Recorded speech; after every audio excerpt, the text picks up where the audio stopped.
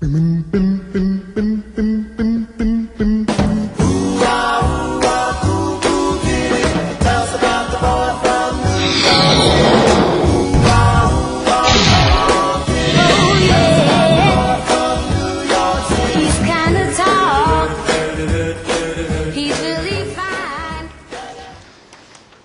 추진위원회는 마이크를 사용을 안 해도 이래도 잘 들리신가요? 이 마이크로도 잘 들리신가요? 예? 이 추진위원회는 잘 들리신가요? 뒤에도? 아, 그럼 또 마이크 사용해야 되겠다. 이거 두 개를 달아놨는데 지금. 추진위원회는 과거에는 추진위원회를 스스로 만들었지만 지금은 법정 추진입니다. 법정. 오로지 법에서 승인을 맡아야 돼요. 과반수, 토지 등 소유자의 과반수 이상의 동의를 맡아야만이 추진위원으로서 합법적으로 운영을 할 수가 있고요. 하나의 추진위원이 처음에는 여러 개가 좀 생깁니다. 두 군데, 세 군데가 생기는데 먼저 과반수 이상 받아서 꼴이 나는 사람, 먼저 인가를 받아버린 사람이 최우선이죠. 그러면 다른 추진위는 당연하게 소멸하게 해놨어요. 법으로. 그래도 계속 하게 되면 형사처벌하도록 해놨어요. 그렇기 때문에 지금은 무조건 추진위원회는 하나만 인정을 한다. 처음에 시작 단계는 두 개, 세 개가 이렇게 난립이 되지만은 실제 인가만 받으면은 그 인가 받은 사람이 법적 단체로서 운영을 한다. 근데 추진위의 그 순서를 실제 사례가 세 군데가 이렇게 추진위에 이렇게 승인을 받는 데도 있는데요. 아니요. 접수를 한 경우가 있는데요. 이 행정행위는 인가시를 기준으로 해요. 인가시를 기준으로. 접수 순으로 안 합니다. 만약에 추진위원회가 3개가 있다. 그러면 구청에서 1, 2, 3이 졸졸졸 접수가 된다는 얘기죠. 이 사람들이. 1번이 기득권을 갖지는 않아요. 접수를 먼저 했다고 해서 기득권은 절대 갖지 않습니다. 인가시만 판단을 해요. 그래서 이제 우리가 법률적으로 어떻게 조율을 해주냐면 구청에서는 아무래도 주민들의 정서 상태, 그 다음에 동의율 상태 두 가지를 보게 될 수밖에 없어요. 그래서 만약 3번을 먼저 인가를 받게 한다 그러면은 이 3번에 있는 세력들이 요 2번에 있는 세력들의 동의서를 철회하도록 해요. 철회. 동의서는 철회가 가능합니다. 인가 나기 전까지는 이 토지 등 소유자들이 동의했던 그 동의서를 얼마든지 철회할 수가 있어요. 그래서 이제 그렇게 우리는 또 조언을 하는 것이죠. 왜냐하면은 우리 같은 경우에도 막 들어가서 이렇게 추진위를 보면은 누가 내 팬이라는 걸 대부분 알잖아요. 추진위가 여러 개 난립을 하면은 그 사람이 내 팬이 돼야 내가 법무 업무를 아무래도 딸 수가 있다는 확률이 나올 거 아닙니까? 그러면은 그 사람이 3번일 것 같다 그러면 3번을 밀 수밖에 없죠. 그러면 조언을 해야 돼요. 얼마든지 처리가 가능하니까 2번, 3번에 있는 구성들 다 철회를 시켜라. 이 조합원들은요, 여기 다 내줍니다, 이게. 뭐 두 군데 내주기도 하고요. 다 철회를 시키는 거예요. 그러면 내가 동의율이 가장 높아진다는 얘기예요. 이렇게 해서 아마 실무를 풀어주면은, 조언을 좀 해주면은, 내가 끌고 가고자 하는 그 추진위가 설립이 받으니까 아무래도 나중에 법무를 따기가 좀 쉬워지겠죠? 그러시겠죠? 추진위 이 정도 이제 일을 해주고요. 현실에서 보면은 과거에는 작년 8월 이전 같은 경우 추진위는 대부분 한 번만 주민총회를 열어요. 대부분. 주민총회에서 모든 걸 다 정리를 하죠. 그러나 작년 8월 1일부터는 주민총회가 2번 이루어집니다. 지금은. 한 번 가지고는 좀 어려워요. 2번. 이제 제일 처음에 위원장 선출을 한번 하는 거고, 그 다음에 정비사업자, 설계사 선정, 이렇게 해요. 우리 이 추진위 업무 속에서 우리 법무사, 변호사, 법무하는 사람들은 추진위에서 솔직히 선정을 못 받습니다. 추진위 업무에 위반이 돼요, 솔직히. 추진위가 업무를 초과해서, 업무를 범위를 떠나서 어떤 계약을 했을 때는 그 계약은 조합한테 승계되지 않는 걸로 모집하고져 있어요, 운영규정에 보면은. 그러니까 우리로서 입장으로서는 추진위 때 법무사 선정을 먼저 받으려고 하는 것이 아니라 자문계약을 받으시면 돼요, 자문계약을 받으시면은 아무래도 같이 커뮤니티가 일어나기 때문에 다 유리하겠죠. 그래서 추진위는 무리수를 좀 두지 마시고, 항시 반대 세력이, 재건축 재개발은 어디나 반대 세력이 있어요. 반대 세력이 없는 게 좀 이상해요. 원래 반대 세력이 있다고 간주를 해야 돼요. 그러니까 반대 세력도 유념을 할 수밖에 없죠. 그래서 추진위 단계 때는 자문계약 정도로 해요. 그래도 설계사보다는 우리가 더 나아요. 설계사는 그야말로 현상설계, 기본설계밖에 못합니다. 조합설립, 인가 받을 때까지 업무밖에 못해요. 그럼 이제 설계사는 기본적으로 현상설계, 기본설계, 그 다음에 실시설계가 80%를 차지해요. 지네들이. 사업시인가 들어가는 서류. 근데 그걸 못하게 해놨어요. 미리서. 기본설계까지밖에 못해요. 그래서 이제 그래서 설계사들은 어떻게 운영을 하냐면은 현상설계, 기본설계만 계약을 하고 말미에 조합이 승계를 받아서 조합총회에서 승인을 받는 조건으로 이렇게 해서 계약을 맺어져요. 이게 혹시 설계사 계약이 들어오거나 우리 법무사들도 설계사하고 많이 같이 이렇게 연결을 하고 그러니까 내 아는 사람이 설계사가 오는데 현상설계, 기본설계만 이렇게 계약으로 왔다 그러면 말미에 그렇게 가는 걸로 이렇게 해주시면 돼요. 이제 나중에 조합의 총회에서 승인하는 걸로. 이제 조합 설립하고 총회가 되면은요, 임시총회에서 하는 얘기인데, 그럴 때는 또 그 어떤 마인드가 좀 있어야 돼요. 우리 그 법무 하신 분들이 총회 지원을 좀 안 나가고 그러는데, 나는 이제 총회 지원을 많이 나가기 때문에, 총회 안건도 이게 순서가 좀 있어요. 어떤 것을 이루 안건으로 갈 것이 나은 건지, 이걸 좀 정하는 것도 방법이 있고요.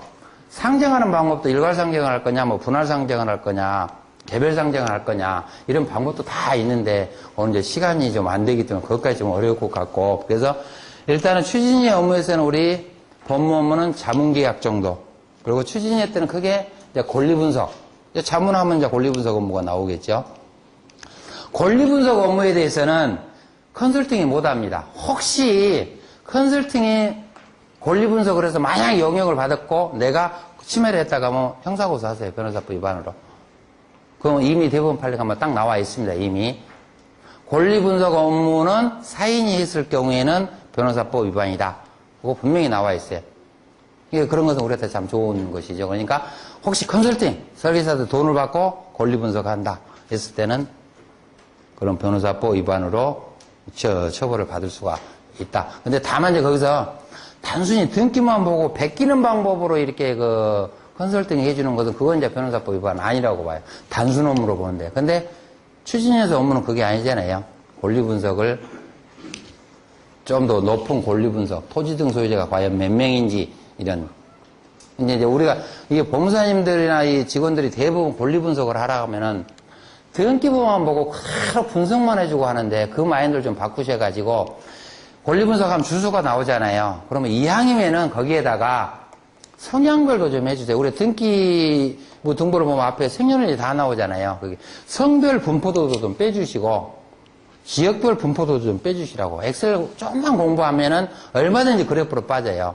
그래서 뭐 칼라로 좀 해주시면 아무래도 기분도 좋겠죠. 그걸 순간에 만들어내잖아요. 엑셀만 좀 하시면은. 그래서 권리 분석 하실 때 이왕이면은 법무사라고 해서 꼭 뭐 권리 분석만 할 것이 아니라 플러스로 성별, 지역별 이렇게 해서 쫙 안배를 해주시면 아무래도 추진하는 사람들이 기분이 좋잖아요. 그게요. 그래서 권리 분석 하실 때는 항상 플러스 알파로 좀 해주셔라. 그 다음에 이제 15쪽 안전진단 절차는요, 그 표만 보시면은 아실 것 같고, 우리가 굳이 그렇게 안전진단까지는 아실 필요가 없는데, 이렇게 안전진단 절차는 있다. 안전진단 절차는 상당히 까다롭게 운영을 하는데, 이 안전진단은요, 조합들이 직접 하는 것도 아니고요, 조합들이 대부분 기술사, 그런 영역업체들 다 맡겨서 이게 하는 것이니까, 뭐 법무사 업무는 아닌 것 같고요.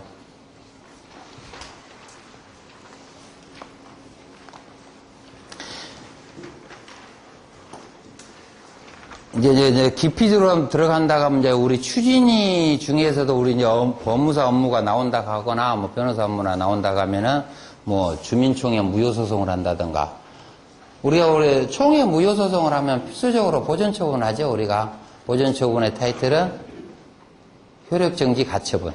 총회 효력정지 가처분. 보전처분을 만약에 어떤 총회 무효를 주장을 한다고 소장을 했을 때는 필수적으로 총회 무효소송만 낼 것은 아니고요. 주민총회 무효소송도 내는 경우가 있기 때문에 법무사는 효력정지 가처분까지 이렇게 같이 내시라는 얘기죠. 그때 피보전 권리는 무슨 총회 무효 확인. 여기서 피보전 권리가 나가는 것이죠. 근데 이제 이런 것은 그 부작위 가처분이기 때문에 그냥 서면으로서 나오는 건 아니고요. 신문을 보통 2번 정도 이 신문 절차를 걸치고 나는데 가장 그 효력적인 가점을 받을 수 있는 방법이 가장 좋은 방법이요. 우리가 총회라는 게 소집 절차상 하자하고 의결 절차상 하자로 이렇게 나누는 건데 의결 절차상 하자는 크게 문제가 없어요. 대부분 세모를 해서 하기 때문에 대부분 소집 절차상 하자가 좀 많이들 나와요. 소집 절차상 하자, 공고. 우리 소집 절차를 하려면은 첫째 이 추진위 같은 건 운영 규정이라는 게 있기 때문에 운영 규정에 따라서 첫째 공고 절차.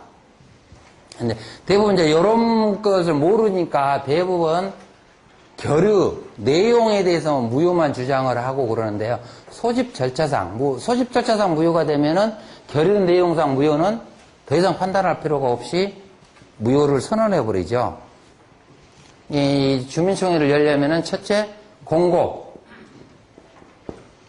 운영규정에 보시면 다 공고가 나옵니다. 다 공고.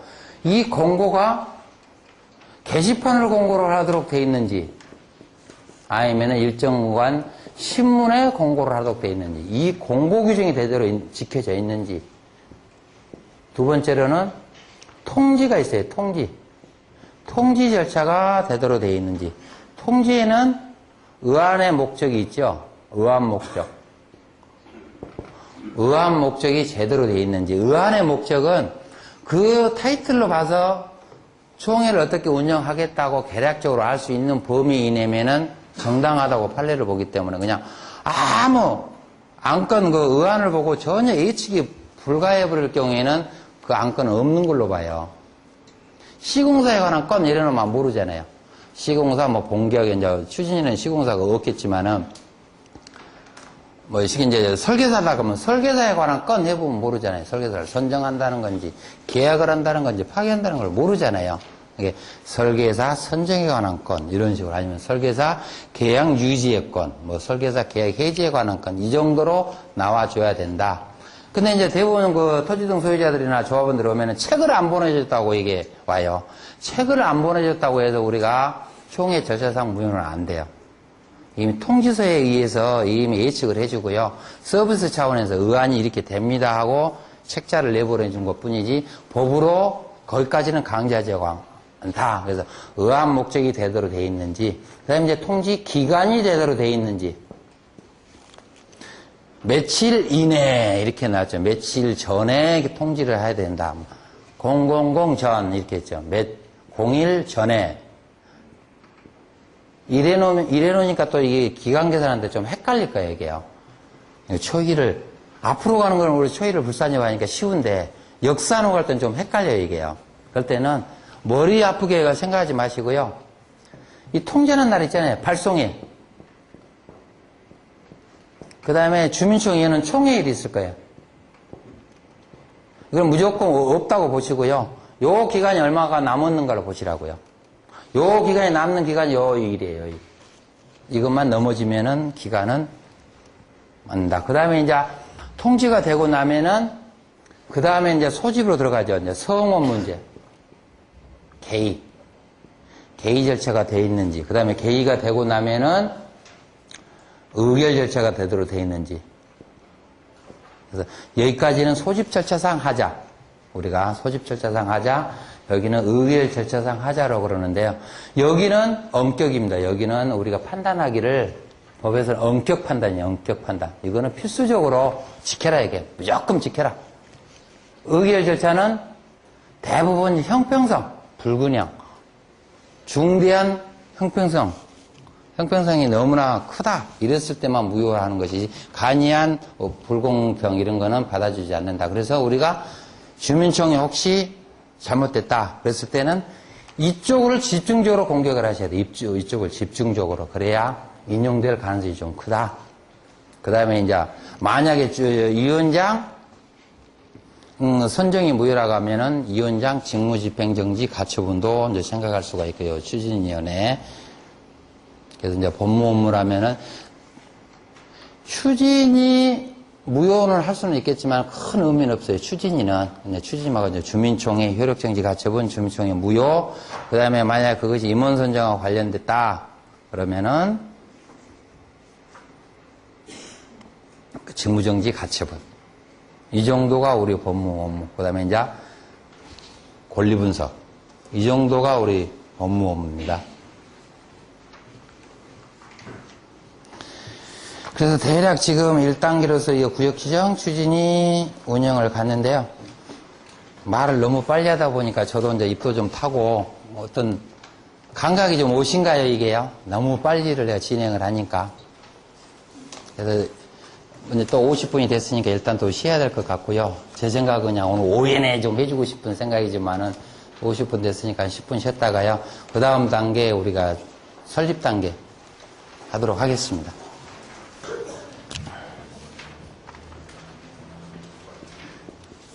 지구단위 계획이라는 게 있고요. 우리가 재건축 재개발 도정법에 의한 것은 구역지정이가 있어요. 구역지정. 그건 동일하게 동일 맥락으로 보시면 돼요. 도시계획 사업의 일환으로서. 이거는 도정법. 요거는 국계법. 국토계획 이용에 관한 법률 국계법에 의해서 이제 의율을 하기 때문에 이게 처음에는 우리가 도정법을 만들었을 때 요거를 이코르로 만들어 놓지 않았어요. 그러다 보니까 구역 지정도 받고 지구 단위도 받고 그랬어요. 그런데 지금은 아예 처음에 출발할 때 주택법에 의해서 사업을 할 때는 전제 절차로 지구 단위 계획의 요건이 좀 있습니다. 어느 정도 이렇게 면적이 되고 나면은 이제 지구 단위를 받아라. 근데 대부분 이거는 이제 설계사들이 많이 하고 있죠. 기술사들이 많이 하고 있는데 우리도 그런 걸 좀 알자 이거 지금. 지구 단위 계획 하면은 국토 계획 및 이용에 관한 법률, 국계법에서 찾아보시면 이게는 나오고요. 재건축 재개발 하는데 구역 지정 그러면은 우리 도정법의 4조 이하의 규정을 보시면은 이렇게 나온다. 그래서 이걸 또 헷갈리지 않도록 이렇게 구분해 보시면 알고요.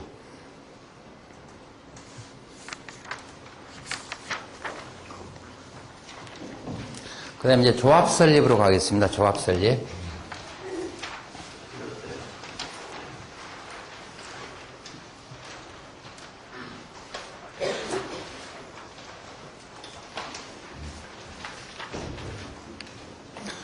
우리 그 법무사들이 조합 설립인가 나서 조합에 대한 법인 등기를 하는 게 문제가 아니고 이 조합 설립을 하기 위해서 이 동의서 받는데 조합들이 2년, 3년, 뭐 5년까지 난리들 법석들 치죠. 이게 동의서 받는 방법.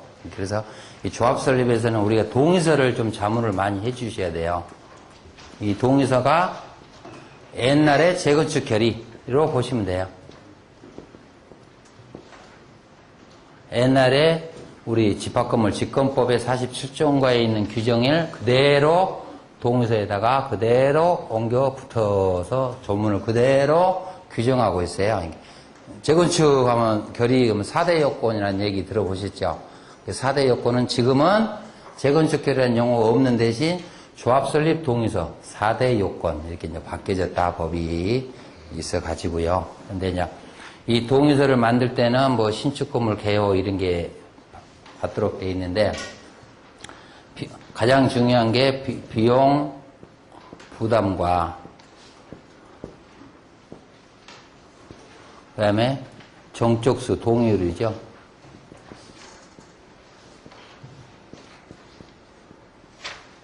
이게 가장 현실에서는 힘들게 일을 해. 힘들게 동의서에 따라서 나의 권리가 확정이 되거든요. 이 동의서에 의해서 관리 처분도 됩니다. 나중에는. 그래서 이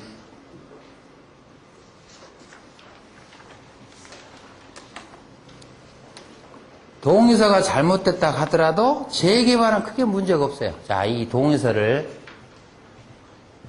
내든 안 내든 재개발은 무조건 조합원이에요. 내든 안 내든 조합원. 그러나 재건축은 내야만이 조합원이 돼요. 그래서 창립총회, 이제 창립총회는 하기 전에 이제 조합 설립하기 전에 창립총회를 하는데 창립총회는 이제 추진위에서 창립총회를 하지요. 그래서 창립총회를 했을 때는 재건축에 대해서 창립총회를 했을 때는 동의서를 낸 사람만 들어야 돼요. 그러나 재개발은 무조건 들어야 돼요. 당연 조합원을 보기 때문에. 그래서 입장하는 방식도 좀 틀리다. 그래서 재개발들이 동의서 받기 좀 어려워요. 뭐, 내든 안 내든 나는 조합원 되니까. 재건축은 동의서가 많이 들어옵니다. 왜 그러냐? 안 내면 나중에 매도 청구 당한다는 얘기거든요. 근데 실무에서 이제 매도 청구를, 실무에서는 그 매도 청구가 현 시가, 객관적 거래가액에 의한 시가로서 이제 법원에서 평가를 해서 하는데, 실무에서는 그렇게 운영을 안 해요. 공시지가로 이제 매입해버린다고 그래요. 그래야 모르는 주민들은 겁이 벌떡 나니까 종합같이 낸다는 얘기죠.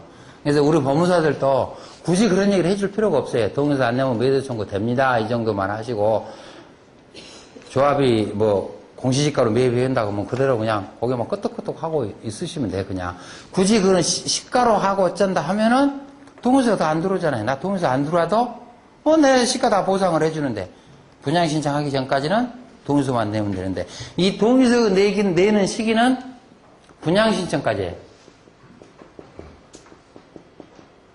분양 신청 시기까지.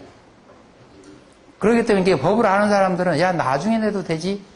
미리서 동의를 못 내도록 이렇게 강제 조치를 해서 뭐 정관을 규정한다면 무효가 되겠죠. 당연히 조합원들의 이게 재건축과 재개발의 조합원의 기본권은 뭘까 한번 생각을 해요. 기본권은 분양 청구권이 기본권이에요. 주택 분양, 분양권.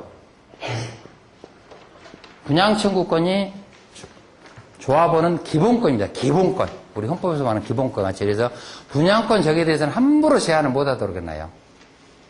근데 뭐 법에는 그런 규정이 없죠. 대부분 쟁성도 저 분양권 때문에 그러는 거고요. 그러니까 분양권만큼은 제한할 방법은 없다. 기본권이다. 그거는 옛날 주택법의 그 표준정관에 대해서 하급심 판례가 나와 있는데 아마 내가 99년도에 책 쓰는 뭐 재건축 및 등기책에 보시면은 그거에 대해서 쫙 설명을 한번 해놨었을 거예요. 이 동의율은 다 다르다는 얘기죠. 재개발, 재건축. 재건축도 공동주택과 단독주택, 상가, 이렇게 다 구분해서 동의율을 틀리게 해놨죠. 상가 같은 건 특징은 좀 있는 게 상가는 수개의 동은 하나의 동으로 본다는 것만 알고 계시면 돼요. 분산 상가가 많이 있잖아요. 우리 하면 여러 개의 상가가 있어도 개념적으로는 하나의 동으로 본다. 그러나 아파트는 하나의 동으로 안 보고 각각 동으로 본다. 이걸 하면은 동의율이 쉽게 나오죠. 근데 동의율은 책에 이미 있기 때문에 한번 보시고요.